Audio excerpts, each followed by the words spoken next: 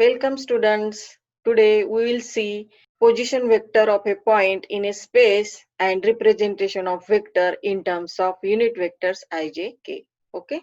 First we will see position vector of a point p, x, y, z in a space. Now consider point P in a space having coordinates x, y, z with respect to origin. See, draw the figure. Draw x-axis, y-axis, z-axis. O is origin here. P, x, y, z is any point in the space. Now, the vector OP bar having O its initial and P terminal point is called position vector of point P with respect to O. Here, O is origin, point P is here. Join this OP, then this OP bar have O its initial point and P as terminal point. Then this OP bar is called position vector of point P with respect to origin O. Now let Pxyz be any point in the space. Suppose this point A is on x-axis and this distance OA is x. This distance point B is on y-axis and its distance OB is y, and point C is on z-axis, and suppose OC is equal to z. Here point A is on x-axis, therefore its y and z coordinate is 0. Point B is on y-axis, therefore its x and z coordinate is 0, and point C is on z axis, therefore its x and y coordinate is 0. Therefore here OA is x, OB is y, and OC is z, means distance of this point ABC from origin. Okay. Now let ijk be the unit vectors along positive directions of x, y, and z axis. Then you can write this OA bar is equal to x times I, OB bar is equal to Yj and OC bar is equal to Zk, where I, J, K are unit vectors. Therefore, they denoted here by I cap, J cap, and K cap. Now here, OP bar is position vector of a point P in a space with respect to origin O. Now, we will see representation of this vector OP bar in terms of Ijk. Again, you draw the diagram here. O is origin, this is x, y, and z axis. Point P is here. Point P have coordinate x, y, z. And here I, j, and k are unit vectors along x, y, and z axis. Through this point P, we will draw the plane parallel to the plane of this xy. Again, we will draw the plane parallel to the plane of this yz. And again, we will draw here from point P a plane which is parallel to the plane of xz. Okay. And in this way, drawing the planes parallel to x, y, yz, and zx plane complete the parallel pipe, which have 6 faces, that is 6 planes. Okay. Now in triangle OLP, see here triangle OLP, here OP bar, by our triangle law of addition, this OP bar can be written as OL bar plus LP bar. See again triangle OLP. By triangle law of addition, this OP bar can be written as OL bar plus LP bar. Now consider this triangle OAL. In this triangle, this OL bar can be written as OA plus AL. Again by triangle law of addition, this OL bar can be written as OA plus AL bar. Therefore, in the next step, instead of this OL bar, you write down OA bar plus AL bar and this LP bar as it is. Now, see here, this AL and OB, this AL and OB are nothing but opposite sides of parallelogram. Consider this parallelogram OALB. Here AL and OB are opposite sides of parallelogram, therefore they have same magnitude. Again, this OB and AL have same direction, therefore instead of this AL, you can write down OB in the next step. Instead of AL, write down OB bar.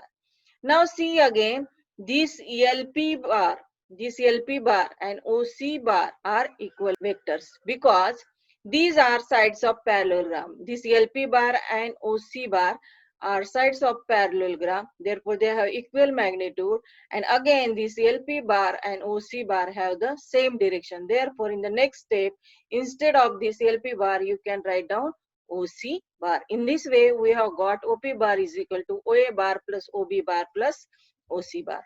Now, in our earlier step, we know that OA bar means XI, OB bar means YJ, and OC bar means ZK. You put the value of OA bar, OB bar, and OC bar in the next step, you will get OP bar is equal to XI plus YJ plus ZK. This is nothing but the representation of vector OP bar in terms of unit vectors IJK, which are unit vectors along X, Y, and Z axis. Okay. Now we will find out the magnitude of OP bar, and here magnitude of OP bar is nothing but you write down mod of OP bar is equal to under root x square plus y square plus z square, where this x is coefficient of I, y is coefficient of j, and z is coefficient of k. Now we will find vector joining 2 points. Let here O be the origin, and this OA bar and OB bar are the position vectors of point A and B with respect to origin O. Here OA bar and OB bar are position vectors of point A and B with respect to origin. Now in triangle AOB, see this triangle AOB.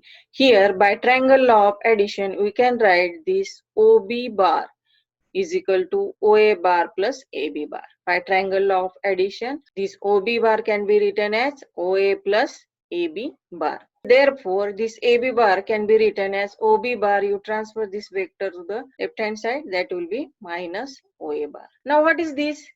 This OB bar is position vector of point B and OA is position vector of point A. If we denote the position vector of point B by small b bar and position vector of point A by small a bar, then this AB bar is equal to B bar minus A bar. You always remember this formula. If there is AB bar, then you first write down position vector of terminal point minus position vector of initial point. Means AB bar is equal to B bar minus A bar. Instead of this, if there is the point PQ bar, then you write down the position vector of Q bar minus position vector of P bar. If there is PQ bar, then Q bar minus P bar. That is position vector of terminal point first minus position vector of initial point. In this way, for any vector, you can write down that vector in terms of its position vector. Okay. Now, if the point A is given as x1, y1, z1 and point B is given as x2, y2, z2, then what is OA bar? OA bar is x1i plus y1j plus z1k in terms of unit vectors. Okay. And OB bar is equal to x2i plus y2j plus z2k. Here, this I, J, K are nothing but you can read this as I cap, J cap, K cap also. Okay. Now what is AB bar? Just we have seen that AB bar means OB bar minus OA bar. Now keep the value of OB bar and OA bar.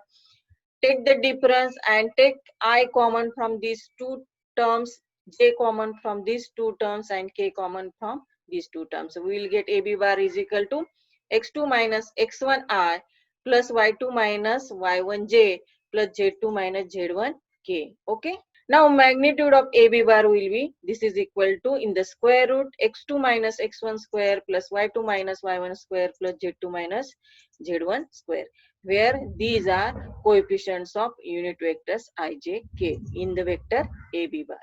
Okay, this is AB bar and this is its magnitude. In this way, you can find out any vector taking the difference of its position vectors. That is, you first write down the position vector of terminal point and minus position vector of initial point. We will get AB bar and take the magnitude of AB bar using this formula. Now we will see component form of R bar. Let R bar is position vector of point P with respect to O.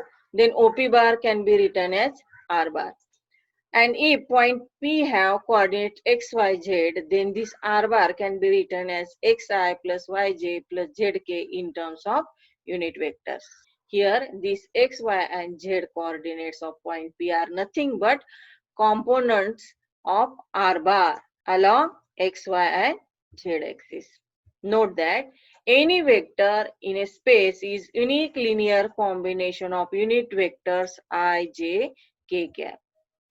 Some authors represent the vector R bar xi plus yj plus zk using angle brackets as R bar is equal to, write down here angle bracket, and write down x, y, z for a point P whose coordinates are x, y, z. Instead of writing this r bar is equal to xi plus yj plus zk, they write r bar is equal to in the angle bracket x, y, z. Okay. Let's see the remark. If a bar is equal to a1i plus a2j plus a3k and b bar is equal to b1i plus b2j plus b3k, then a bar is equal to b bar if a1 is equal to b1, a2 is equal to b2 and a3 is equal to b3. That is, the components of I, j and k in the both vectors should be equal. Now let's see the second remark. If a bar is equal to a1i plus a2j plus a3k and b bar is equal to b1i plus b2j plus b3k, then addition of two vectors a bar plus b bar is equal to, here you keep the value of a bar and keep the value of here b bar. Then open the bracket, take the terms of I together, terms of j and k together and take I, j, k common. Then this will be a1 plus b1 times I, a2 plus b2 times j and a3 plus b3 times k. In this way you can take subtraction also. If k is any scalar, then k times a bar is equal to k. Keep the value of a bar, then open the bracket, you will get k a1i plus k a2j plus k a3 k cap. Okay. Also, if a bar and b bar are collinear vectors, then their components of I, j, k are in proportion. Means b1 divided by a1 is equal to b2 divided by a2 is equal to b3 divided by a3 is equal to some constant k. Means if vectors are collinear, their coefficients of I, j, k are in proportion. If a cap is unit vector along a non-zero vector a bar in a space, then a cap, that is unit vector, is equal to a bar divided by its magnitude. Keep the value of a bar and you know that magnitude of a bar is a1 square plus a2 square plus a3 square. That is components of ijk, its square and addition in the square root. Now we will see what is meant by collinearity of 3 points. Three distinct points A, B, C with position vectors A bar, B bar, C bar respectively are collinear if and only if there exist three non-zero scalars x, y, z such that x A bar plus y B bar plus z C bar is equal to 0 and addition of these scalars x plus y plus z is equal to 0. Means 3 points are collinear if and only if they satisfy this linear combination and addition of these scalars is also equal to 0. Now we will see coplanarity of 4 points. 4 distinct points A, B, C, D. No 3 of which are collinear with position vectors A bar, B bar, C bar and D bar respectively are coplanar if and only if there exists 4 scalars x, y, z, w, not all 0, such that x A bar plus y B bar plus z C bar plus w D bar is equal to 0, where x plus y plus z plus w is equal to 0. Means 4 points are coplanar if and only if there exist 4 scalars, not all 0, satisfying this linear combination and addition of all the scalars is equal to 0. Then points are coplanar. Then we will see linearly dependent vectors. A set of non-zero vectors A bar, B bar, C bar is said to be linearly dependent if there exist scalars x, y, z, not all 0, satisfying the equation x A bar plus y B bar plus z C bar is equal to 0. And such vectors A bar, B bar, C bar are coplanar. Then we will see linearly independent vectors. A set of non-zero vectors A bar, B bar, C bar is said to be linearly independent if x A bar plus y B bar plus z C bar is equal to 0. Then these x, y and z all three are equal to 0. Such vectors A bar, B bar, C bar are non-coplanar vectors. See the difference between these two. If the vectors are linearly dependent, then this equation is satisfied and not all the three vectors should be 0. And if they are linearly independent, then this equation is satisfied and all the three vectors are 0. Here vectors are coplanar and here vectors are non-coplanar. Okay students, in the next lecture we will see some problems on collinear and coplanar vectors. Okay, till then, goodbye.